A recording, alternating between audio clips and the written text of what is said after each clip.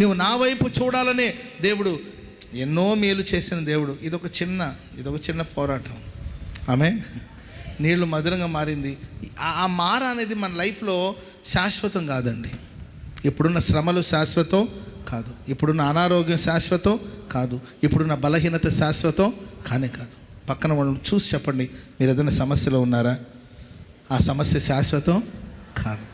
దేవుడి ఈ శ్రమలను దాటించబోతూ ఉన్నట్టు, ఈ ఆపద నుండి వెలుపలికి రప్పించబోతూ ఉన్నట్టు, దేవుడు నిన్ను విడిపించబోతున్నట్టు, నువ్వు దేవుని మహిమపరచబోతున్నావు.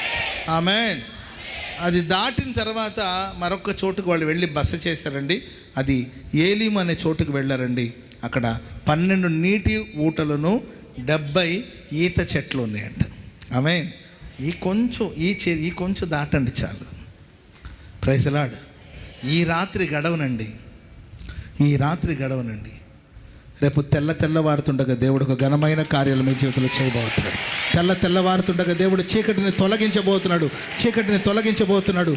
అరుణోదయం కలుగుతున్నప్పుడు దేవుడు అద్భుతమైన సహాయాన్ని అందించబోతున్నాడు. చేదును మధురముగా ప్రభు మార్చబోతున్నాడు. హల్లెలూయా.